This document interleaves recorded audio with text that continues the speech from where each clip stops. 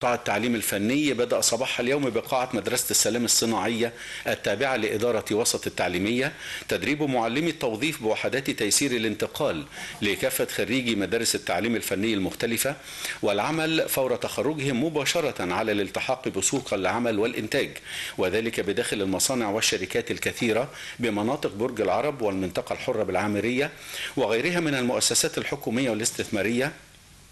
والتي تتطلب تلك الفئة الفنية المدربة من طلاب مدارس التعليم الفني بفروعه الصناعي والزراعي والتجاري والفندقي. ويهدف التدريب إلى تنمية مهارات المعلمين وتبادل الخبرات بين معلمي التوظيف بمدارس التعليم الفني بإدارة وسط التعليمية،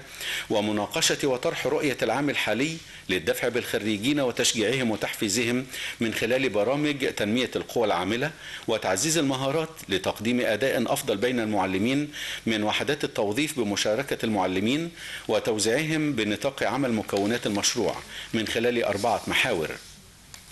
هي التدريب والتوظيف والإرشاد والتوجيه وريادة الأعمال والابتكار،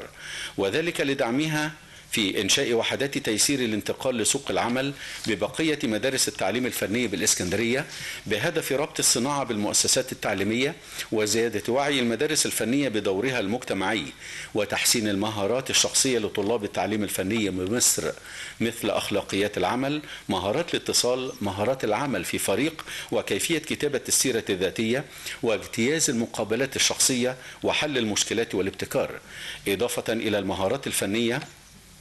مثل تشجيع المدارس الفنية على تقديم المساعدة للخريجين لتيسير انتقالهم إلى سوق العمل،